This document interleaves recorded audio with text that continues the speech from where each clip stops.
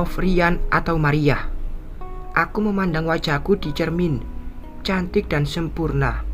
Aku mengalahkan kecantikan wanita tulen. Impianku menjadi wanita terwujud.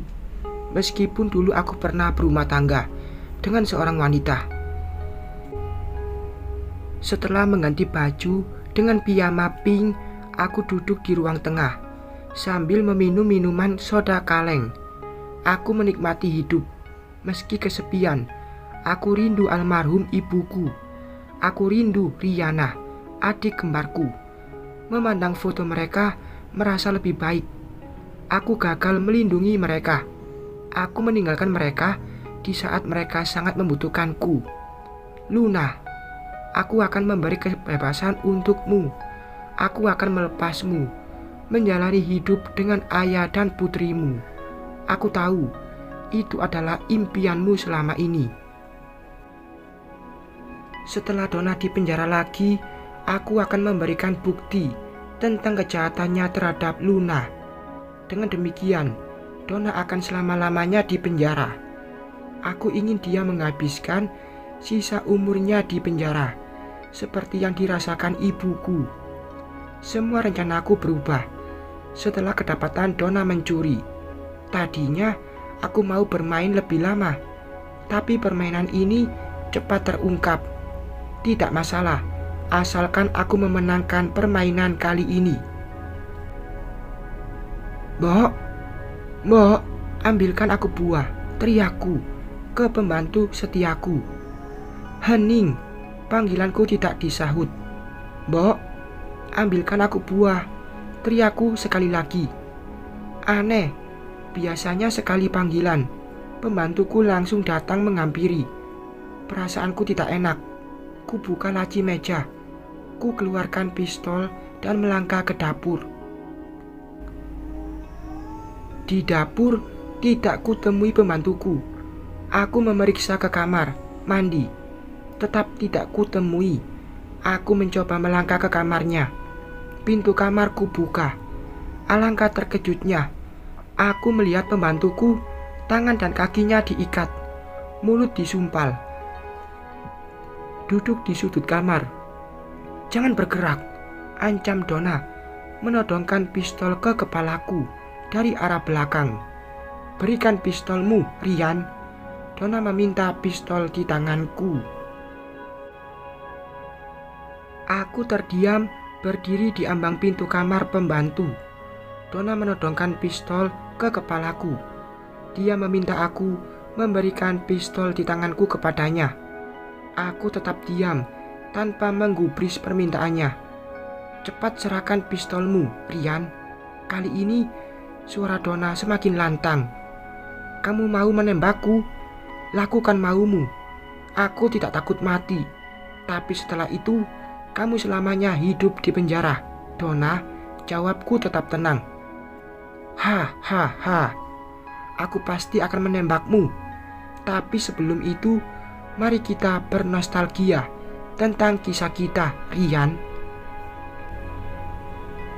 Bernostalgia, kenanganku bersama Donna, semuanya tidak ada yang bahagia. Pahit dan menyakitkan. Ini ibarat racun yang perlahan, meskipun aku bernafas. Oke, kalau kamu tidak takut mati, dia yang akan aku tembak.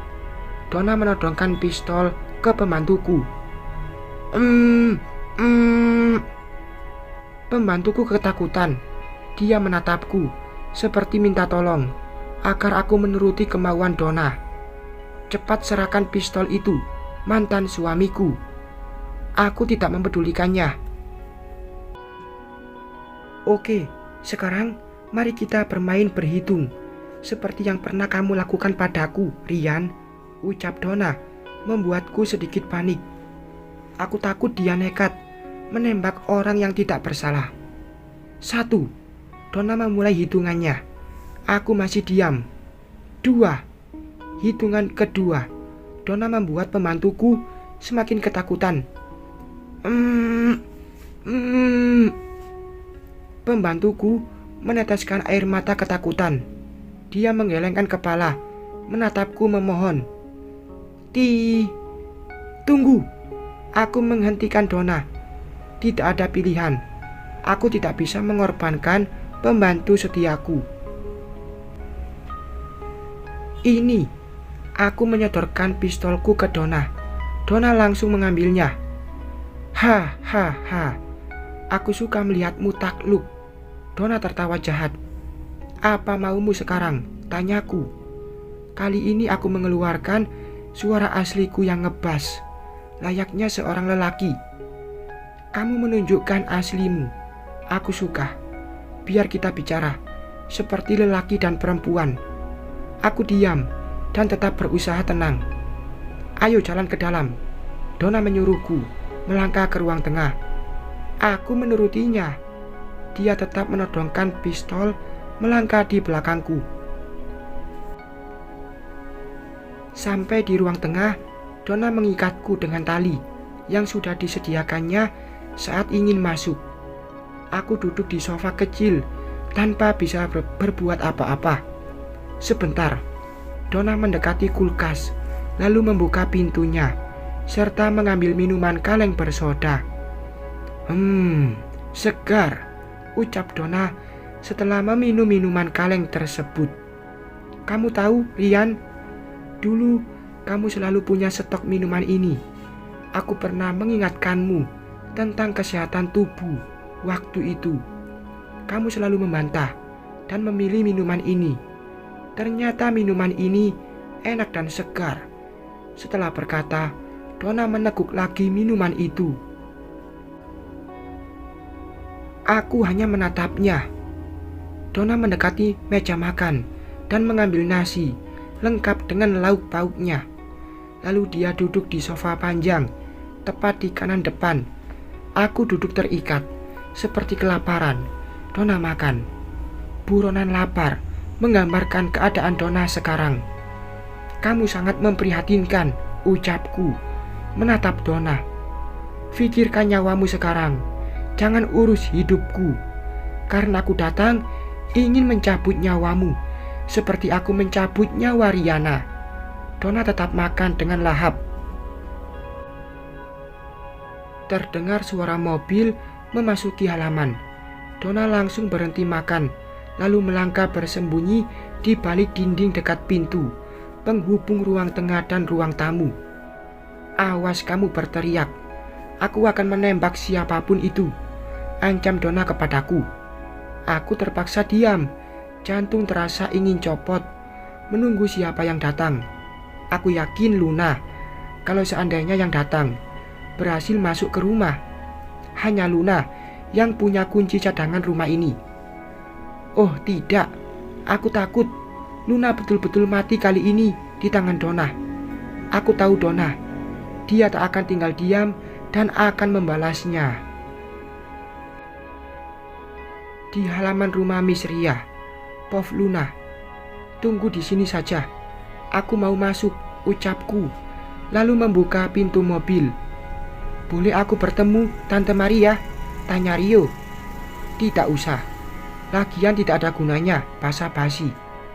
Miss Ria bukan tipe seperti itu. Aku keluar dari mobil. Rio terdiam, tetap duduk di dalam mobil. Aku melangkah ke teras, ingin membuka pintu rumah, tapi terkunci. Aku mengeluarkan kunci cadangan dari tas kecil yang kujinjing dan membuka pintu. Pintu kututup lagi setelah masuk. Aku melangkah menuju kamar yang melalui ruang tengah. Di mana Miss Ria?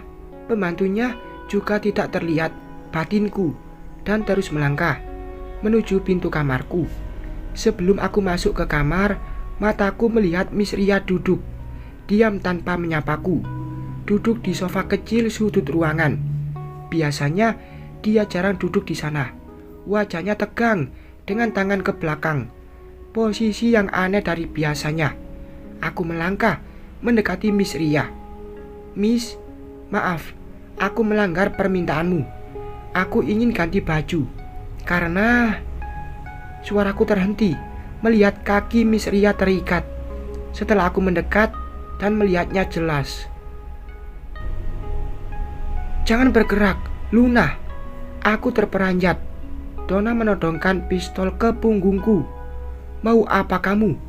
Aku berusaha tenang, meskipun gemetar. Duduk di sana. Donna menyuruhku duduk di lantai, samping Miss Ria. Aku menurutinya karena takut melihat pistol di tangannya. Tangan dan kakiku juga diikat. Bagus, aku mendapatkan kalian sekaligus. Sekarang aku tidak perlu repot. Ha. Donna tertawa jahat menatap kami. Kamu senang mengorbankan adikku demi ambisimu, Donna? Tanya Miss Ria ke Donna. Tawa Donna terhenti. Kenapa tidak? Aku sedang hamil anak suaminya. Lagian kehamilan ini juga usaha mendapatkan warisan ibumu.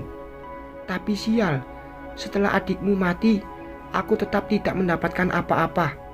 Wajah Donna terlihat sangat marah.